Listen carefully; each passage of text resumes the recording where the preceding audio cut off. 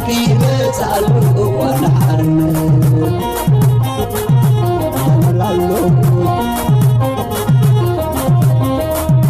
أبزقوا أنبتلك نعشمت مزمزة نتم كل سبب طولة مسقرزة سرنا مسافرتي إننا بعد ماما سرنا سسوزري لا تعصقنا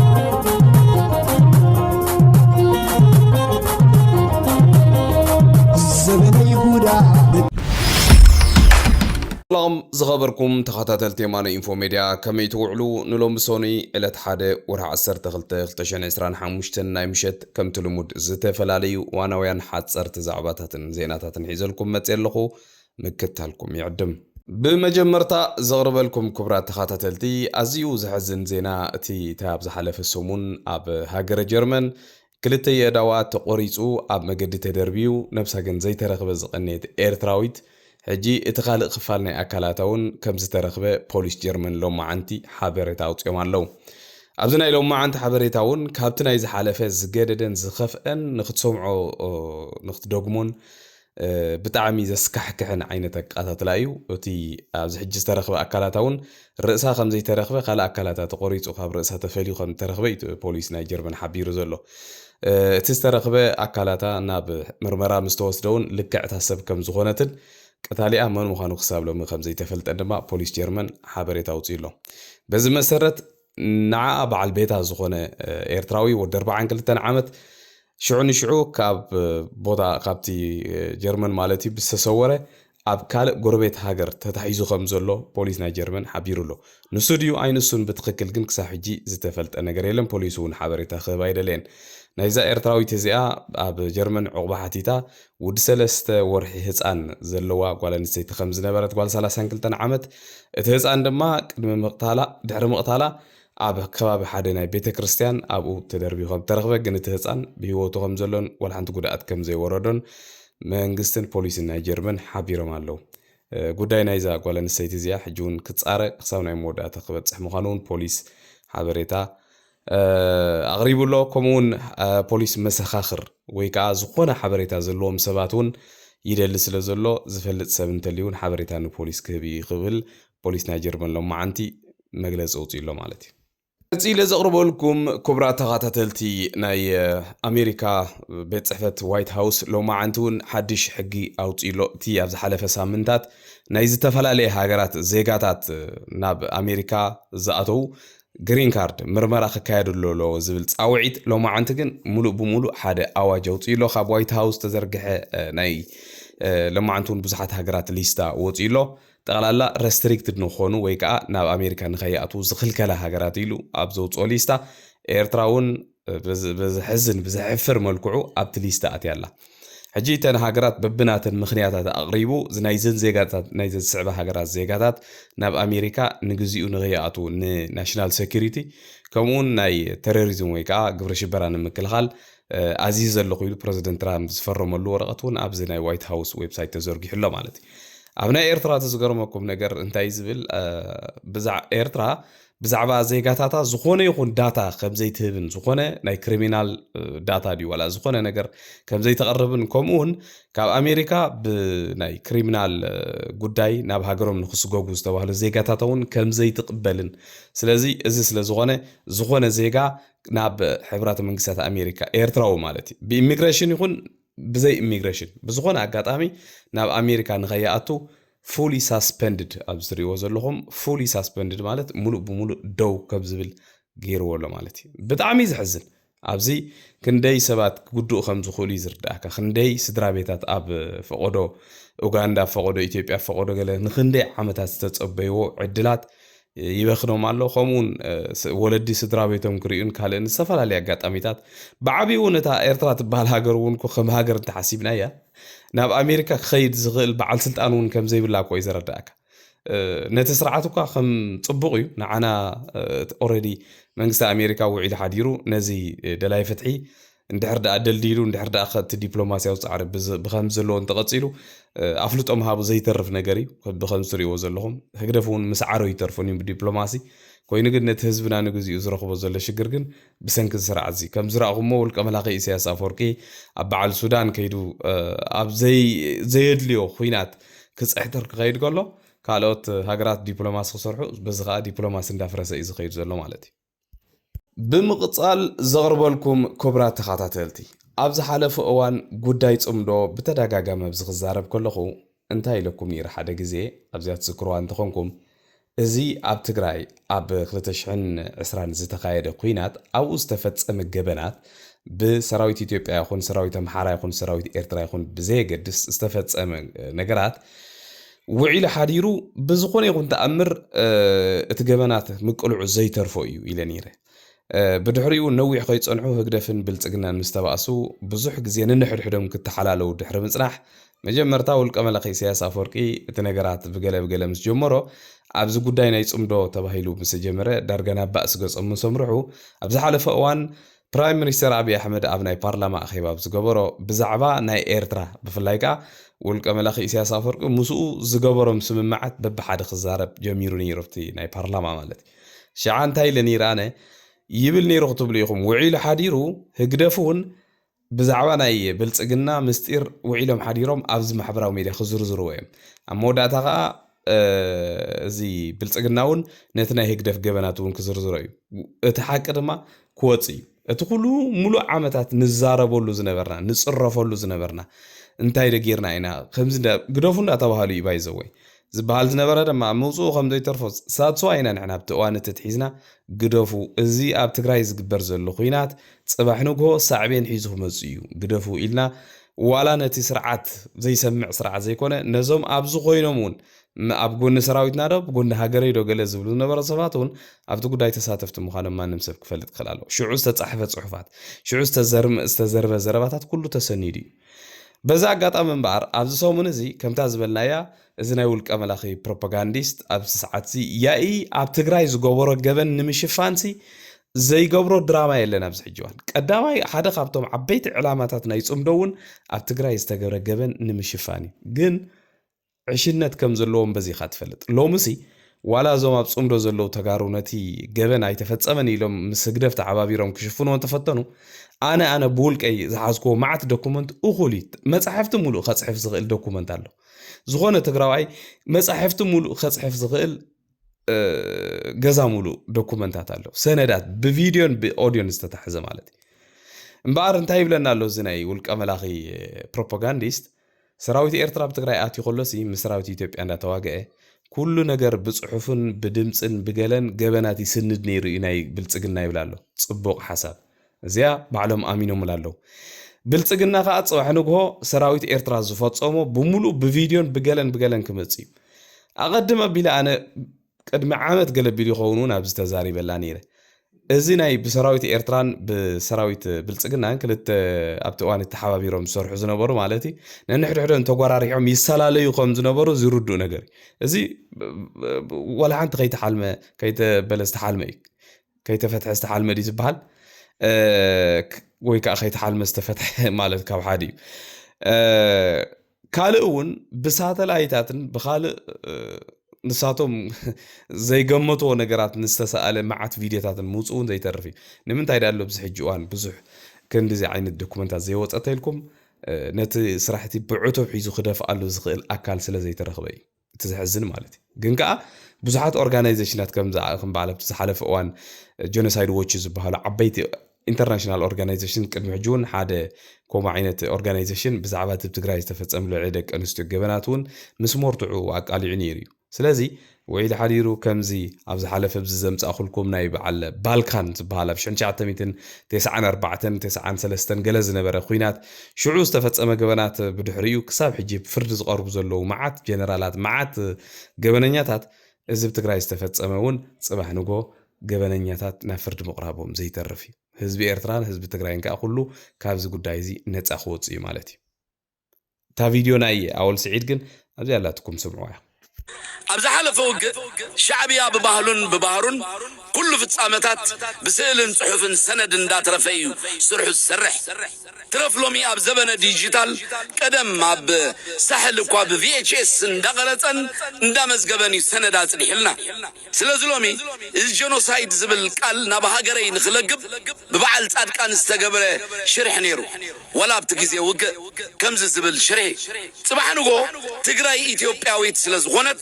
نبجزا هاجرنا ناي جنوسايد كسب كندز مسرت ناب إيرتران أمحران نطبق زبل شرح إذا جنوسايد زبل قال قدم وق استند فمخانو أبقربا جزء شبت بمقربي خجمرو دحريو جن كم رحت مسارع كسب جنرالات كم مرفق كسب مدفع كاب تأرس كاب أنبا كاب كاليت نخاليت فتوم فتسامتات بسندو إيرتراويان سب سلطان سندات أكيبة أبي أحمد علي أب جزء وق أبلع الحزب تجري فتسامو جبنات كالي عزز سراويت أبي أحمد موت فريدومو عزز سراويت إيرترا زد حنوو حزب تجري كي ترفه بسئل دمس انستسني مسكرنت كدالي مغنياتو أنا نهاجري كسبتنا موداتا نتقدمي كقال سلاء إلى أبزات خو مبصعة نمصع ولدوس ترف كسون بجبطن مرتعن كمغوت أكل محلاي سلازخونه سلازي مسبلصقنا نقادف هايكونن ካልእ ዘቕርበልኩም ክቡራት ተኸታተልቲ ክፉእሲ ክንዲ ስተርሲ ግተር ዝበሃል ነገር ኣሎ እዚ ኣብ ኤርትራ ዘሎ ስርዓት ዕድሚኤን ሙሉእ ዋላ ቆልዑ እውን ከይወለዳ ስድራ ቤተን እውን ከይደገፋ ዋላ ሓንቲ ንብረት ከይጥረያ ዕድሚኤን ሙሉእ ነዚ ኣብ ኤርትራ ዘሎ ስርዓት ከምዚ ገይሮም ልዕሊ ህዝቢ ኤርትራ ገበናት ንኽፍፅም እንዳደገፋ እስቲል ክሳብ ሕጂ ከምዚ ኢለን ጠንበውበው ክሳብ ዝብላ زدقفو عبيتي أنستلو أبزي دقز أمتاسي بتعمي زقرمكا مالت كم أديتات تخبرن قلت حسب مو تزقبرو أو تكبر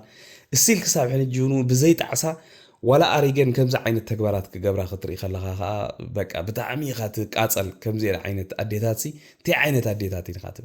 زين حجس انت عينة أمرو يزلون إذا كله زتف زيجا إذا كله بدقة بتينو زليجا زيجاسي ولا حنتري زي سمعن اسكازن دقفتنا يسرعت تقدف سمعون اسكازن كل تعبيت نسز بلا زلوا مسمعون غرمكم مزيوم سكميل كايو بحنساب كنبر بتعمي غرمكا مالتي زابيدين سدلكم لنا عالم زرع نسن كنستبان نسبعيا نقدستي زمحواتي معري ايتسانو يبورولنا حمق يسمعنا بجكا صبوق يزاربكم صباحها عدنا همنا تكبرنا عملاخ آمين آمين آمين كبر الموبسين حزب إرترا حاكين حزب بكل قال إرترا نمنقست إرترا سلام الرغبنا أبعدنا عجوخن كاتندك نسيخ عجوخن بسجت حلفايو تقم حلفايو نأملخ النت كيركن لو منعو عيد الشجرة شنكتا يتمطعا دحركا قرم شنكتا دحران لكن ካልእ ሙሱሳ ተሓዘ ድማ እታ ሕፍረት ዘይብላ ህግደፍ ኣብ ዓለም ኣብዚ ሰዓት እዚ ዓለማት ብድሮን ብኣዝዩ ሙዕቡል ዝኾነ መሳርሒታት ከምኡውን ሳተላይታት ዝተፈላለዩ ናብ ዓለም እንዳዘርግሐት እንዳሰደደት ከላ ካልእ ትራፍ ኣብታ ኣፍሪቃ ንብላ ኣህጉር እውን ክንደይ ምዕባለታት እንዳተረኣየ ከሎ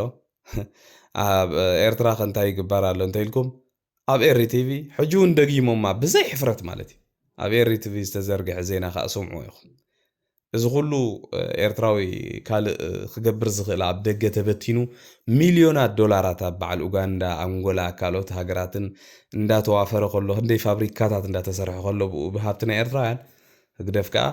ጨቓዊት ይዕድል ኣሎ ንህዝቢ ይብለኩም ሰምዑ ኢኹም ዜና እዚ ከዓ ናይ ኤርቲቪ እዩ ኣፍታ ፎሮ ማልካን ሩባ ሓዳስን ዝርከቡ 189 ሓረስቶት ብርትዓዊ ዋጋ ጨቓዊት ዓዲሉ كيلا من ربح انسسات وعبد الله عثمان نيرينا بزهب حبريتا اتن استعدلا ጨቃዊት ናይ ሓደ ወርሒ ዕድመ ዘለዎን ኮይነን ዋጋ ሓንቲ ጨቃዊት 15,000 ዝኾነ ሓቢሮም እቲ መደብ ምርባሕ ደርሁ ብምስፋሕ ኣብ ምምሕያሽ መነባብሮ ዜጋታትን ምርጋጽ ውሕስነት መኣዛዊ ምግብን ልዑል ኣበርክቶ ከም ዝገብር ዝጠቐሰ ኣቶ ዓብደላ ንኹነታት ኣመጋግበአንን ፅሬተንን ብዝምልከት ሞያዊ ምኽርን ክትትልን ከም ዝግበር ኣብርሂቦም ሓላፊ ቤት ጽሕፈት ሕርሻትን ዞባ ኣቶ ተስፋይ ተወልደ ብወገኑ እቲ መደብ ዜጋታት ብቁጠባ ነፍሶም ንኽእሉን ሓጋዚ ከም ዝኾነ ረዲዩ ቤት ጽሕፈት ሕርሻ ፍሉጥ ሓረስቶት ኣብ ምርባሕ ደርሁ ንምብራኽ ስልጠናታት ናይ ምውዳብ መደብ ከም ዘለዎ ብምጥቃስ ሓረስቶት ሞያዊ ደገፍ ንኽረኽቡ ምስ ክኢላታት ሕርሻ እናተራድኡ ክነጥፉ ኣዘኻኺሮም ካልእ ዘቕርበልኩም ክቡራት ተኸታተልቲ ናይዚ ዲያቆናስ መላሽ ዝበሃል ኣብ ዝሓለፈ እዋን 2-3 ቪድዮ ነቕሪበልኩም ነይረ እንዴ ናይዚ ወዲ እዚ ግን ብጣዕሚ ዝገርም ክሳብ ክንድዚ ድፍረት ኣብ ልዕሊ ሓደ ፓትርያርክ ናይ ሃገር ሙሉእ ካበይ እምፅይዎ እንታይ ዓይነት ስራሕ ይሰርሕ እውን ብጣዕሚ ዝገርመካ ኣነ ቅድሚ ሕጂ እንዳሰበኸ ከሎ እየ ዝፈልጦ ግን ክሳብ ከምዚ ዓይነት ክፍኣትን ክሳብ ከምዚ ዓይነት ድፍረትን ዘለዎ ሰብ ኮይኑ ኣይስማዓኒ ነይሩ ብዝኾነ ግን ውዒል ሓዲሩ ነዚ ዝገብሮ ዘሎ ብዓለም ይኹን ብሰማይ ዝሕተተሉ ጉዳይ እንድዩ ግን እዚ ሰብ ዝተዛረቦ ዘረባ ፈፂሙ ክርሳዕ ዘይክእል ዘረባ እዩ ተዛሪቡ ሕጂ ብዛ ትስዕብ ዘላ ቪድዮ እንታይ ይብለና ኣሎ መስለኩም ኣቦና አንጦኒዮስ ብሰለስተ ነገራት እዮም ካብ ስልጣኖም ክእሎ ይዝግባእ በቲ ናይ ሃይማኖት ሕጊ ዝብል ናይ ጥዕና ፀገም እንተገይሮም ሃይማኖታዊ ሕጊ እንተጥሒሶም ከምኡን ብሞት ማለት እዩ ሕጂ እንታይ ዝብል ዘሎ ኣቦና አንጦኒዮስ ኣምላኽ ስለ ዝሓገዘና ካብዘን ሰለስተ ጉድለታት እዚአንስ ሓንቲ ካብዚአንስ በደል ፈፂሞም እዮም ተባሂሉ ዝተነጊርና እዩ ስለዚ ብኾም እዮም ካብ ስልጣኖም ወሪዶም ኢሉ ቃል በቃል ከም አይሉ ደጊሞ አለ በዚያ ቪድዮ ሰምዑዋ ይኹም ብጣዕሚ ዝገርም ንዑ ግን ካብ ውሽጢ ኤርትራ ሓደ ኣቦና መልሲ ሂቦም ኣለዉ መምህር ክንፈዮም ዝበሃሉ መስለኒ ንዑ መልሲ ሂቦም ኣለዉ ኣቦና አንጦኒዮስ ካብ ስልጣን ከውርዶም ዝኽእል ዋላ ሓንቲ ጌጋ ከም ዘይገበሩ እዮም ኣብዚኣ ትቕፅል ዘላ ቪድዮ ካብ ውሽጢ ኤርትራ እዮም ዝብለኩም ዘለኹም መልሲ ተዋሂብዎ ዘሎ ኣቦና አንጦኒዮስ ባዕሎም እውን ቅድሚ ምማቶም ቅድሚ ቁሩብ ግዜ ብዛዕባ እቲ ኩሉ ኣብ ልዕሊኦም ዝተፈፀመ በደል ክሳብ ማዓርጎም ምቕንጣብ ብበዓል ዚኦም ማለት እዩ ዘጋጠሞም ፀገማት እውን ሰኒዶም ኣለዉ ፅቡቕ ነገሩ ማለት እዩ ፅባሕ ንጎ ግን ከምዚኦም ዝበሉ ሰባት ኣብ ምንታይ እዮም ክኣቱ ብጣዕሚ ዝገርም ድሓን በቲ ሃይማኖታዊ በቲ መንፈሳዊ ሕጊ ፍርዲ ንኣምላኽ ንገድፎ እቲ ዓለማዊ ሕጊ ግን ከምዘይገድፎም ርዱእ ነገር እዩ ማለት እዩ ናብዛ ቪድዮ ከዓ ከስግረኩም እየ